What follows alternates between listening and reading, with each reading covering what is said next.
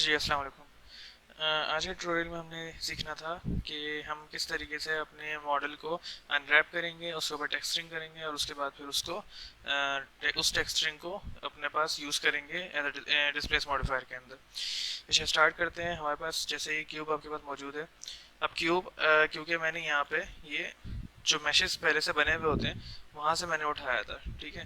तो cube simple item है, इसके अंदर रैपिंग करना भी आसान है, इसके अंदर सब कुछ आसान है। और क्योंकि ये पहले से ब्लेंडर के मैशेस जो बने हुए हैं उनमें से मैंने उठाया है, तो ये हमारे पास ऑलरेडी एक अनरैप्ड मॉडल है, ठीक है। अगर आप क्यूब को अनरैप करोगे तो कुछ इस तरीके का आउटपुट आपको नजर आएगा।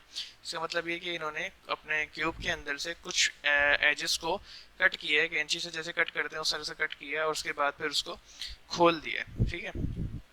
अच्छा, अब इसको करने का तरीका किस तरह से होता है। अब जैसे ये वाला मॉडल तो पहले से अनरैप्ड है, लेकिन मैं चाह अब जैसे ये अनरैप ना हो और मैं चाह रहा हूँ कि मैं इसको अनरैप करूँ, तो मैं किस तरीके से करूँगा। सबसे पहले मैंने इसकी उन एजेस को मार्क करना है जो कि कट ऑफ होने हैं, मतलब कि जिनको हमने कट करना है। आपके अपने किसी भी मॉडल को आप ले लो, चलिए तो बहुत सिंपल मॉडल है, मैं ले लेता हूँ टोरस को, ठीक है। ये एक थोड़ा सा कॉम्प्लिकेटेड मॉडल है, बहुत सारे पॉलीगॉन्स इसके अंदर, लेकिन ये भी यहाँ पे बिल्कुल प्रॉपरली एक 2D प्लेन के ऊपर बिछाया हुआ है, ठीक है। ये करने का क्या मेथड होता है। अब मैं चाह रहा हूँ कि यार ये इस तरीके से कट ना हो, मैं चाह रहा हूँ कि ये थोड़ा जिगजैग में कट हो जाए, ठीक है। जिगजैग में कट करने के लिए मैं क्या करूँगा, मैंने इस तरीके से इसकी टेढ़ी मेढ़ी वो ले ली, एज सेलेक्ट कर दिया, ठीक है।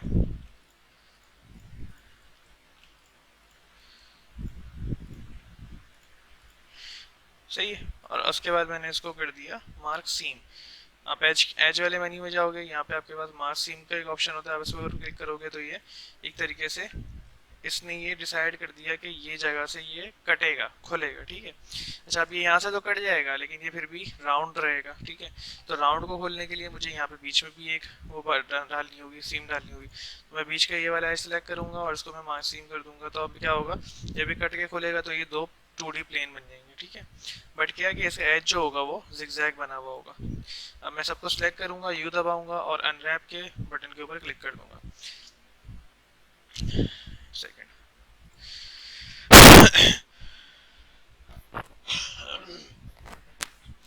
सबको मैंने सेलेक्ट किया, यू दबाया, अनरैप पे क्लिक किया, तो ये अनरैप हो गया, ठीक है। अब क्या सीन था कि ये एक जगह से कट हुआ है, तो ये पूरा का पूरा एक ही मॉडल में अनरैप हुआ है। और आप देख सकते हो कि यहाँ से ये एजेस जो हैं वो जिगजैग कटे हुए, थोड़े उल्टे सीधे कटे हुए, सीधे सीधे नहीं कटे हुए, ठीक है। अब मैं चाह रहा हूँ कि इस तरीके से ना हो यार, मैं ये सीधे सीधा हो जाए, ये तो खराब लग रहा है मुझे। तो मैं ऐसे सीम को हटाने के लिए क्लियर सीम के ऊपर क्लिक करूंगा, यहाँ से सीम हट जाएगी, ठीक है। बीच वाली सिम को हम दोबारा बना देंगे मार्क सिम करके, और उसके बाद फिर एक एज में यहाँ से सिलेक्ट करूंगा और बिल्कुल पॉजिटिव में उसके दूसरा एज सेलेक्ट करके इनको भी मार्क सिम कर दूंगा। सिलेक्ट ऑल किया, यू दबाया, अनरैप किया, अभी हमारे पास दो मॉडल आ गए, ठीक है। अब क्योंकि ये बिल्कुल इस सीध में इसके कट नहीं हुआ था, इस वजह से ये ठीक से नहीं कट हुआ, तो मैं दोबारा से इसके बिल्कुल सीध में करके मार्क सिम करूंगा, अनरैप करूंगा और ये मेरे पास अनरैप्ड मॉडल्स आ जाएंगे, ठीक है। अच्छा, अभी आपके पास जो ये शेप आ रहा है ना, ये इरेगुलर शेप है। ये शेप उस तरह का नहीं है जिस तरह का होना चाहिए था, बट ये आएगा इस तरीके से क्यों, क्योंकि हमारे पास जो ये मॉडल हमारे पास मौजूद है, ये मॉडल बना हुआ राउंड में, ठीक है। तो जब राउंड को ओपन करोगे तो वो कुछ इस तरीके का ही शेप देगा आपको, सही है। अब ये शेप हमारे पास टेक्सचरिंग के लिए ओके, बट अगर हमें इसी शेप को यूज करके हमें और तरीके की टेक्सचरिंग करनी है, मतलब कि अपने हाथ से पेंट करना है, तो मसला हो सकता है। तो उसके लिए हम क्या करेंगे, उसके लिए हम इन दोनों को स्क्वायर करने की कोशिश करेंगे। देखो, स्क्वायर करने का एक तरीका ये होता है कि आप इस तरीके से, मैंने एज मोड सेलेक्ट कर लिया। अच्छा, इसमें भी एज मोड, वर्टिसेस मोड और फेस मोड होता है। मैंने एज मोड सेलेक्ट किया, एक एक करके मैं सारे एजेस को सिलेक्ट करूंगा ऊपर से लेके नीचे तक। स्क्रीन कास्ट कीज ऑन है तो आप देख सकते हो कि कौन कौन सी कीज मैं यूज़ कर रहा हूँ। उसके बाद फिर मैं यहाँ पे सिंपल जैसे हम वहाँ पे काम करते हैं उसी तरीके से यहाँ पे इंडिविजुअल ओरिजिन्स को सिलेक्ट करेंगे, ऑल्ट वाई ज़ीरो, ठीक है। सारे एजेस स्ट्रेट हो गए, इसी तरीके से एक एक करके यहाँ पे भी कर देंगे, ऑल्ट एक्स ज़ीरो, ठीक है। अब ये हो गया मेरे पास बिल्कुल एक स्ट्रेट एज, ठीक है। अब मैं चाह रहा हूँ कि यार ये कहीं से ज़्यादा चौड़ा हो रहा है, कहीं से कम चौड़ा हो रहा है, तो मैं इसको भी सॉल्व कर सकता हूँ। मैं एक एक करके इनको अप्रोक्सीमेट उसी उस पर ले आऊँगा, विड्थ पे ले आऊँगा, जिसको मैं समझता हूँ कि ये बिल्कुल एक्यूरेट है। ठीक है, अच्छा ये चीज़ एडजस्ट करना हमारे लिए क्यों ज़्यादा वो होता है, ट्रिकी होता है, वो ज़रूरी होता है, क्योंकि ये चीज़ हम एडजस्ट कर लेंगे तो हमें टेक्सचर्स को एडजस्ट करने की नीड नहीं पड़ेगी। अगर हम ये नहीं करेंगे, हम थोड़ा जान छोड़ाएंगे कि नहीं यार थोड़ा जल्दी करते हैं, लेजी वाला काम करते हैं, तो उससे क्या होगा कि बाद में जो है वो आपको टेक्सचर सही करते करते भी उतना ही टाइम लग जाएगा जितना कि आपको इसको करने में लग रहा है, हो सकता है इससे ज़्यादा लग जाए। ठीक है, अच्छा थोड़ा आसान काम ये भी होता है कि आप इसमें प्रोपोर्शन एडिटिंग यूज़ करके इसको ऑलमोस्ट अपने हिसाब से डाल दो। जो आपको लग रहा है कि रेक्टेंगल बन रहे हैं, जो स्क्वायर बन रहे हैं, उनको आप अपने हिसाब से इस तरीके से एडजस्ट कर सकते हो। इंडिविजुअल ऑडियंस हटा के मीडियन पे आ जाएं और फिर ये एडजस्ट कर दें। ठीक है, अच्छा अब ये हो गया। अब ये काम करने में मुझे थोड़ा टाइम लगा है। ठीक है, मैं चाह रहा हूँ कि यार ये टाइम मतलब ज़्यादा लग रहा है इसके अंदर, तो मैं थोड़ा सा आसानी से कर लूँ। तो आसानी से काम करने के लिए आपको ब्लेंडर ऑप्शन देता है एड ऑन्स का। ठीक है, एड ऑन्स मैंने पहले भी बताया है कि कौन कौन से मैं यूज़ करता हूँ, मैंने शेयर भी किए हैं अच्छे खासे, तो आप वहाँ से उठा सकते हो। एक ये एड ऑन होता है यूवी स्क्वायर के नाम से। ठीक है, यूवी स्क्वायर का एड ऑन क्या करता है, ये वाला एड ऑन आपको ऑप्शन देता है कि आप अपने यूवी मैप्स को अपने हिसाब से जो स्क्वायर ग्रिड हमने अभी बनाया ना, इसको स्क्वायर ग्रिड कहेंगे, क्योंकि ये सारे के सारे जो बॉक्सेस हैं ये स्क्वायर बन गए है ना, तो इनको स्क्वायर ग्रिड कहेंगे। तो हम यहाँ पे भी इसको स्क्वायर ग्रिड बनाना चाह रहे हैं, तो अब मैं एल दबा के इसको पूरे को सिलेक्ट करूंगा और मैं यहाँ पे ट्राई करूंगा कि ये स्क्वायर ग्रिड होता है या नहीं। ये देखा, सिर्फ एक क्लिक पे वही वाला काम जो अभी मैंने वहाँ पे किया और एक्यूरेटली इसने मुझे करके दे दिया। ठीक है, तो एड ऑन्स यूज़ करना बहुत अच्छी चीज़ होती है, और इस तरीके से आप अपने जो है वो मॉडल को टफ मॉडल को भी अनरैप कर सकते हो। अब अनरैपिंग हो गई, लेकिन अब मैंने टेस्टिंग अभी तक नहीं की है। जब टेस्टिंग करूंगा तो मुझे पता चलेगा कि इसके अंदर क्या क्या इश्यूज आ सकते हैं। तो इसी को हम टेक्सचर कर देते हैं, क्यूब अभी हम डिलीट कर देते हैं, क्योंकि ये एक ज़्यादा बेहतर हमारे पास ऑप्शन है जिसको हम यूज़ कर सकें अनरैपिंग के लिए भी और टेक्सचरिंग के लिए भी। और ये थोड़ा सा कॉम्प्लेक्स भी है, तो इस वजह से हमें काम करने में थोड़ा सा मज़ा भी आएगा। ठीक है, अच्छा अब मैं क्या करूँगा, मैं मटेरियल ऐड कराऊंगा इसके अंदर। मटेरियल आप लोगों को मैं शेडिंग का भी थोड़ा सा इंट्रोडक्शन दे देता हूँ। शेडिंग शेडर नोड में जाएंगे हम, या तो आप यहाँ पे से शेडिंग में भी जा सकते हो, या फिर इस तरीके से आप अपनी विंडो में भी शेडर नोड खोल सकते हो। ठीक है, मटेरियल प्रीव्यू में चले जाएं आप यहाँ से, ताकि आपको मटेरियल नजर आए जो आप एंटर कर रहे हो। टेक्सचर्स आपको नेट से बहुत सारे मिल जाते हैं। पीबीआर टेक्सचर कहलाते हैं, picture based textures, PBR textures कहलाते हैं वो। और उसके अंदर ऑप्शन होता है कि आप उसमें आराम से जितने भी मैप्स आपको बनाने पड़ते हैं ओरिजिनल में, वो सारे के सारे आपको बने बनाए मिल जाते हैं। ठीक है, तो मेरे पास यहाँ पे कुछ टेक्सचर्स मौजूद हैं, मैं एक एक करके सबको ऐड करता हूँ। सबसे पहले हम यहाँ पे इमेज टेक्सचर ले लेंगे। ठीक है, यहाँ से मैं एक इमेज ओपन करने की ट्राई करूँगा।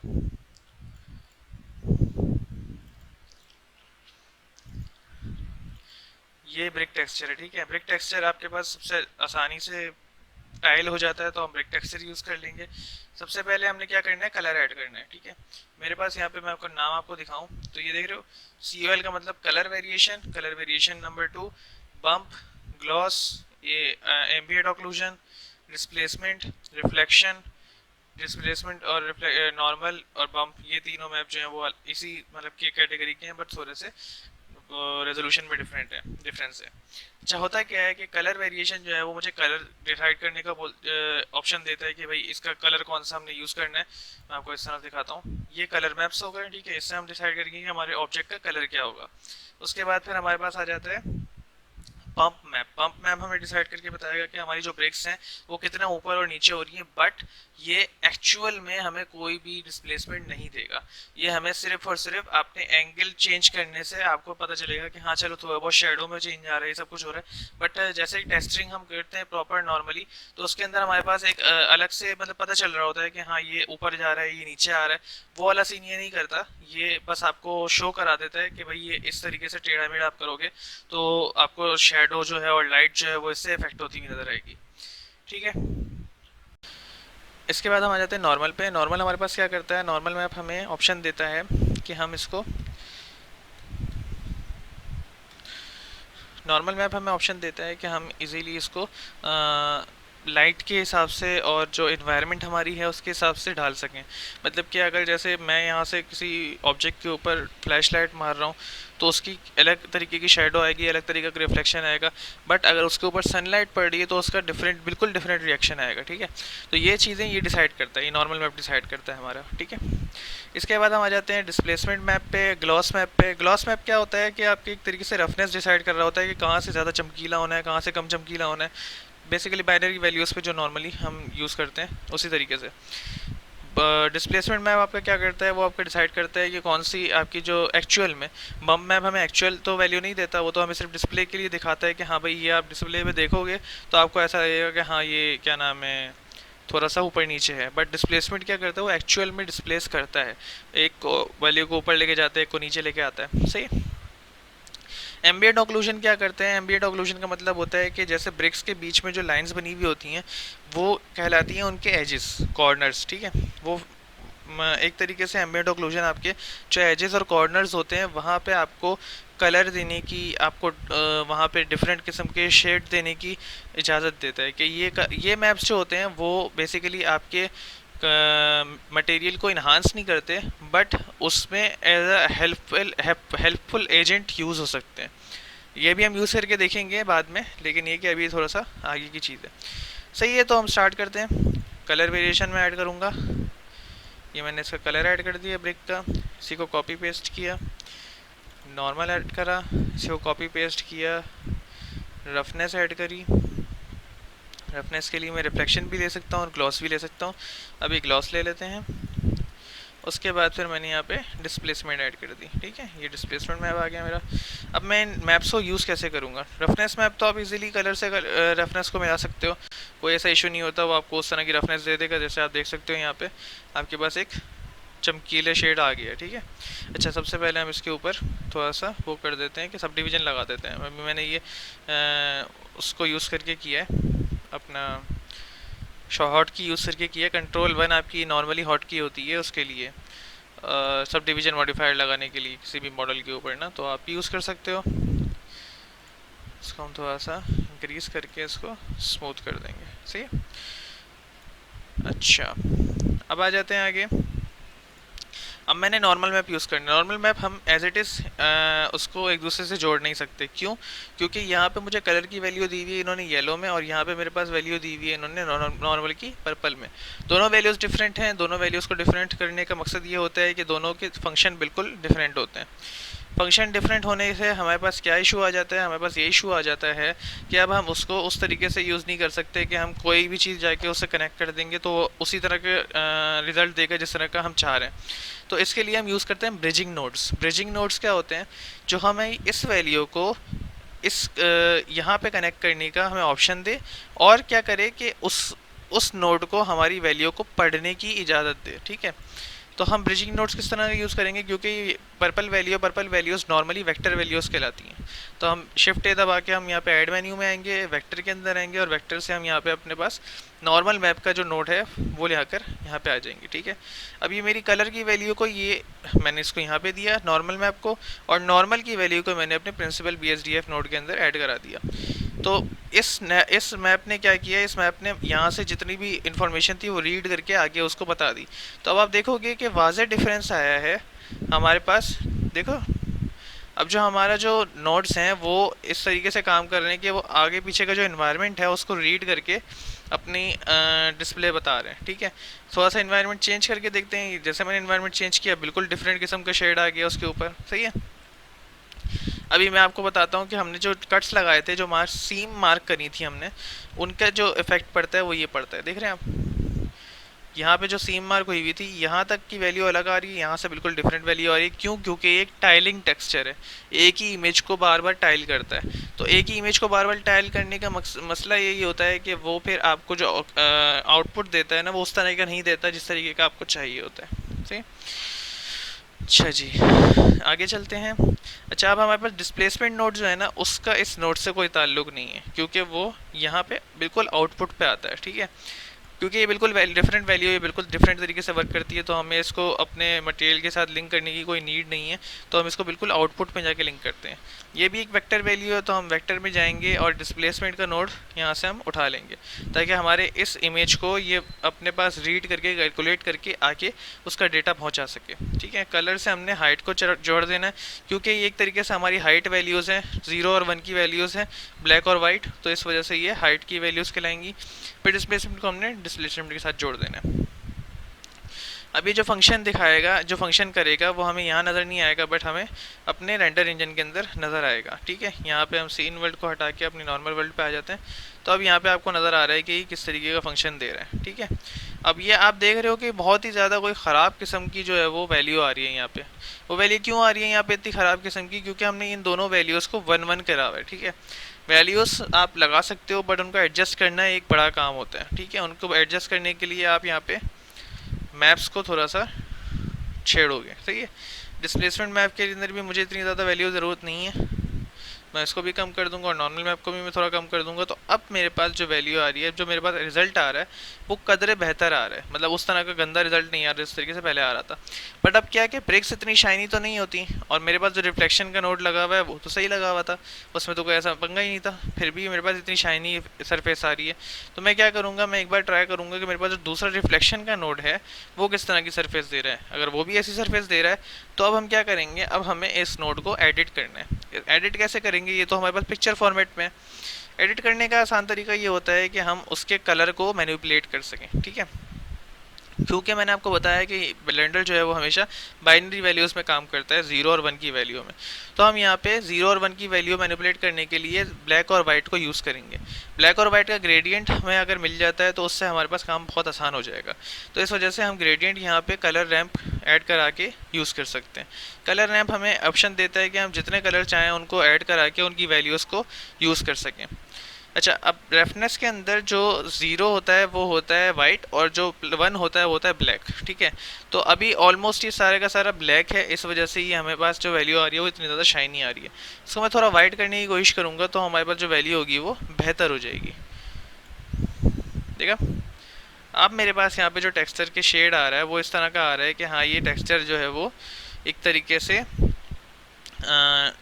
मतलब कि ब्रिक है, थोड़ा स्टोनी टेक्सचर है, थोड़ा पथरीला टेक्सचर है। बट इतना ज़्यादा पथरीला भी नहीं करना हमने, थोड़ा सा इसको कर सकते हैं अपने हिसाब से, रफनेस को एडजस्ट कर सकते हैं। आगे चलते हैं इसके अंदर। अब यहाँ पे हमने मटेरियल तो पूरा बना दिया, बट अब क्या करना है, अब इस मटेरियल को हमने उस यूवी की वैल्यू के साथ जोड़ना है जो कि हमने अनरैप किया था। सही है, उस वो करने के लिए हम क्या करेंगे, हम सबसे पहले इस मटेरियल को बताएंगे कि इसकी यूवी की वैल्यू क्या है। वो बताने के लिए हमारे पास टेक्सचर कोऑर्डिनेट का एक नोड होता है, वो होना चाहिए। उसके अंदर हमारे पास यूवी की वैल्यू ये ऑलरेडी स्टोर करके रखी हुई होती है इन्होंने, और हम उसको बस वहाँ से ड्राइव करके यहाँ पे लाते हैं और उसको यूज़ कर लेते हैं। सही है, इनपुट, क्योंकि ये एक ऐसी वैल्यू है जो ऑलरेडी मौजूद है और हमने इसको अपने मटेरियल के अंदर ऐड कराना है, तो हम इनपुट के नोड्स यूज़ करेंगे। इनपुट के अंदर जाके हम टेक्सचर कोऑर्डिनेट लगाएंगे। टेक्सचर कोऑर्डिनेट के अंदर हमारे पास ये वैल्यूज़ मौजूद होती हैं जो बताती हैं कि हमारे ऑब्जेक्ट का शेप क्या है, उसका यूवी क्या है, उसका नॉर्मल क्या है, और बाकी जो चीज़ें उससे लिंक्ड हैं वो किस तरीके से चल रही हैं। सही है, टेक्सचर कोऑर्डिनेट का नोड आ गया। अब क्या करना है हमने, अब मुझे एक नोड बीच में ये चाहिए कि वो बता सके कि हाँ, मैं उस यूवी को, जो यहाँ पे मैंने यूवी मैप किया हुआ है, उस यूवी को मैं यूज़ किस तरह करूँ। उसको मैंने छोटा बड़ा करना है, उसको मैंने घुमाना है, रोटेट करना है, आगे पीछे करना है, तो मैं कैसे करूँ। तो उसके लिए हम मैपिंग नोड यूज़ करते हैं। मैपिंग मोस्टली आपको बहुत सारी चीज़ों के अंदर होती है। अब जैसे आपका जो ये ऑब्जेक्ट है, ऑब्जेक्ट के अंदर आपके पास यहाँ पे आइटम में आओगे तो आपके पास ये जो एग्जैक्ट चीज़ें हो रही हैं ना, ये सब मैपिंग कहलाती हैं। इसकी लोकेशन चेंज होना, इसकी रोटेशन चेंज होना, इसका स्केल चेंज होना, इसकी डायमेंशन मैनिपुलेट करना, ये सब कुछ मैपिंग कहलाता है। तो मैपिंग जैसे यहाँ पे ऑब्जेक्ट के अंदर हो रही है, उसी तरीके से यहाँ पे हम टेक्सचर्स के अंदर भी कर सकते हैं। ठीक है, तो यहाँ पे हम मैपिंग करने के लिए मैपिंग नोड की नीड होगी। यहाँ पे सारी की सारी वैल्यूज़ जो हमारे पास हैं वो पर्पल में है, तो इन शॉर्ट यहाँ पे जो वैल्यू आएगी वो वेक्टर वैल्यू आएगी, और वेक्टर वैल्यू हमारे पास मैपिंग का नोड बनाया देती है। ठीक है, अब क्या करूँगा, मैं यूवी से अपने वेक्टर को ज्वाइन करा दूंगा ताकि उस यूवी को ये पढ़ सके। उसके बाद इस वेक्टर को बाकी सारी वेक्टर से ज्वाइन करा देंगे।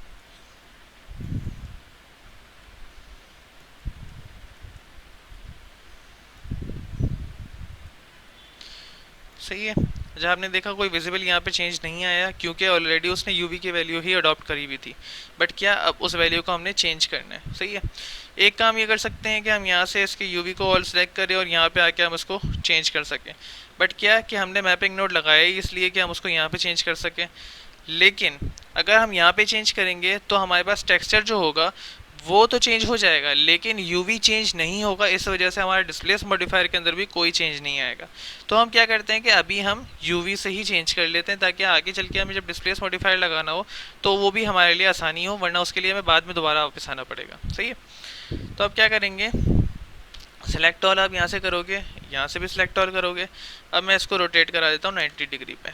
सही है। ये थोड़ा सा क्या नाम है, आपको लगेगा कि टेक्सचर जो है वो स्ट्रेच हो गया है, तो इसके लिए आप यहाँ पे इसको मैनिपुलेट कर सकते हो इजीली। सिंपल जो वैल्यूज़ आप नॉर्मली यूज़ करते हो आपने वही वैल्यूज़ यूज़ करनी है। स्केल के लिए एस यूज़ करना है, रोटेशन के लिए आर यूज़ करना है और आपके पास इस तरह से टेक्सचर आ जाएगा। सही है।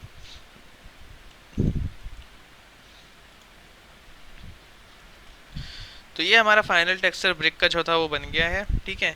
अब हम क्या करेंगे, अब हम इसी टेक्सचर को यूज़ करके अपने पास एक डिस्प्लेस मॉडिफायर के अंदर भी एक प्रॉपर टेक्सचर बनाएंगे जिससे हम 3D प्रिंटिंग के लिए जो आइटम निकलते हैं उसके अंदर हमें क्योंकि डिस्प्लेस ज्योमेट्री चाहिए होती है, उसमें हमारी इस तरह की ज्योमेट्री नहीं चलती, तो अब हम उस तरफ काम करेंगे। ठीक है। इसको बंद कर देते हैं।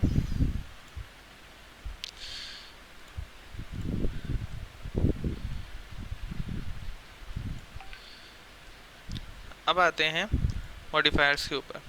मॉडिफायर में मैं आऊँगा, डिस्प्लेस मॉडिफायर में सिलेक्ट करूँगा। डिस्प्लेस मॉडिफायर की वैल्यू मैं अपने यहाँ पे 0.01 दे देता हूँ। न्यू टेक्सचर सेलेक्ट किया। टेक्सचर के अंदर आके अब यहाँ पे ओपन के लिए हम इमेज ओपन करेंगे तो हमारे पास जो टेक्सचर हमने उधर ऐड किया हुआ था वही वाले टेक्सचर हमने यहाँ पे ऐड करना है। अब लेकिन अब करना क्या है कि अब यहाँ पे हम या तो ये वाली वैल्यू यूज़ कर सकते हैं, इससे भी हमें उसी तरह की बम्प्स और मैप्स बम्प और वो सब कुछ मिल जाएगा। बट क्या कि ये ब्लैक और वाइट नहीं है और डिस्प्लेस मॉडिफायर ब्लैक और वाइट वैल्यू के ऊपर काम करता है। ठीक है। तो इसके लिए मैं क्या करूँगा, मैं इसके लिए या तो बम्प या फिर डिस्प्लेसमेंट की वैल्यू यूज़ करूँगा। तो अभी हम डिस्प्लेसमेंट की वैल्यू यूज़ करते हैं। डिस्प्लेस मॉडिफायर के जो नॉर्मल कोऑर्डिनेट्स होते हैं वो लोकल होते हैं, बट क्या इसके टेक्सचर कोऑर्डिनेट्स हमने यूवी में रखे हैं तो हम इसको यूवी कर देंगे। सब डिवीजन मॉडिफायर हमें एक और लगाना पड़ेगा ताकि हमारे जो स्केल्स हैं वो थोड़े और डीप हो जाएं। जैसे कि मैंने एक और मॉडिफायर लगाया तो आपके पास यहाँ पे टेक्सचर आना शुरू हो गया। सही है। अब आप देखोगे कि आपके पास बिल्कुल प्रॉपर यूवी टेक्सचर उस तरह का बन गया जिस तरीके का होना चाहिए था। और ये टेक्सचर बिल्कुल क्लीन भी है। क्यों? क्योंकि जो डिस्प्लेसमेंट नोड था वो हमें और कोई खुरदरापन ब्रिक का या फिर और किसी चीज़ की वैल्यू नहीं दे रहा, वो हमें सिर्फ और सिर्फ ये वैल्यू दे रहा है कि अब कहाँ से ब्रिक ऊपर है कहाँ से नीचे है। तो इस वजह से हमारे पास एक क्लीन ब्रिक टेक्सचर आया है यहाँ पे। ठीक है। लेकिन अगर हम चाह रहे हैं कि हमें टेक्सचर्ड वैल्यू मिले, हम इस तरह की वैल्यू नहीं चाह रहे, तो हम यहाँ पे इसको सिंपली इमेज को चेंज करके यहाँ पे कलर वैल्यू ले लेते हैं। ठीक है।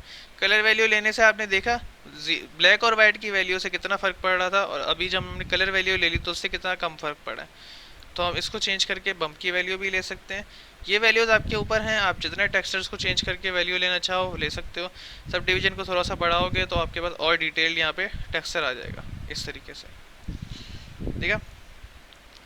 अब एक मज़े की चीज़ दिखाता हूँ। पिछले में मैंने आपको दिखाया था कि आप किस तरीके से वर्टेक्स ग्रुप्स को यूज़ करके अपने पास टेक्सचर को मैनिपुलेट कर सकते हो।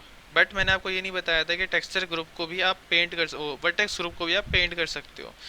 अब मैं क्या करूँगा, अब मैं यहाँ पे डिस्प्लेस मॉडिफायर के अंदर एक वर्टेक्स ग्रुप ऐड करा दूँगा। ठीक है। ये ग्रुप मैंने एक बना लिया, डिस्प्लेस के अंदर मैंने ऐड भी करा दिया। बट अब क्या हुआ कि वो ग्रुप जो मैंने बनाया था वो पूरा का पूरा ब्लैंक था, तो उसके अंदर कोई भी डेटा नहीं था, तो इसने अपने पास कोई भी डेटा नहीं लिया, सारा का सारा टेक्सचर हट चुका है। अब क्या करेंगे, अब यहाँ पे हम ऑब्जेक्ट मोड से हट के वेट पेंट मोड पे जाएंगे। वेट पेंट मोड पे जब मैं आऊँगा तो मैंने देखूंगा पूरी की पूरी वैल्यू जो है ब्लू हुई हुई है। ब्लू वैल्यू का मतलब होता है 0। ये वेट पेंट का है। वेट पेंट के अंदर ब्लू का मतलब होता है 0, रेड का मतलब होता है 1 और उसके बीच में जितनी वैल्यूज आती हैं वो ग्रेडियंट कहलाता है। ठीक है। तो 0 से 1 तक की जितनी वैल्यूज होंगी वो बीच में आ रही होंगी। अच्छा, वेट मेरे पास यहाँ पे अभी 1 है, मैं वेट को इन्वर्ट कर दूंगा तो ये हो जाएगा सॉरी, अगर मैं एक जगह पे ये लगा देता हूँ तो उसके बाद फिर मैं वेट को इन्वर्ट कर दूंगा तो ये पूरे के पूरे को रेड वैल्यू दे देगा। तो अब हमारे पास टेक्सचर जो था वो वापस आ चुका है। ठीक है, अब हम क्या करेंगे, अब हम इसको पेंट करेंगे। वेट 1 था, इसको मैंने 0 कर दिया। अब मैं इसको करूँगा पेंट। तो अब आप देखोगे कि जहाँ जहाँ से मैंने पेंट किया है वहाँ वहाँ से टेक्सचर हट गया और बाकी जगहों पे टेक्सचर उसी तरीके से मौजूद है जिस तरीके से पहले आ रहा था। सही है। तो ये एक आपका टेक्सचर पेंटिंग का भी ऑप्शन होता है इसके अंदर। कहीं आपको अगर थोड़ा नेचुरल लुक देना हो तो आप इस तरीके से टेक्सचर को पेंट कर सकते हो। देख रहे हो कितना नेचुरल लुक आ रहा है यहाँ पे, कि ब्रेक्स कहीं कहीं से आ रही हैं, कहीं कहीं से नहीं आ रही, लेकिन बिल्कुल जहाँ जहाँ से आ रही हैं वहाँ से बिल्कुल एक्यूरेट आ रही हैं, और उसके बाद फिर जहाँ जहाँ से हट रही हैं वो बिल्कुल एक्यूरेट हट रही हैं। ठीक है जी, तो आप लोगों को इसमें कुछ ना समझ में आया हो तो काइंडली मुझे बताइएगा। Thank you.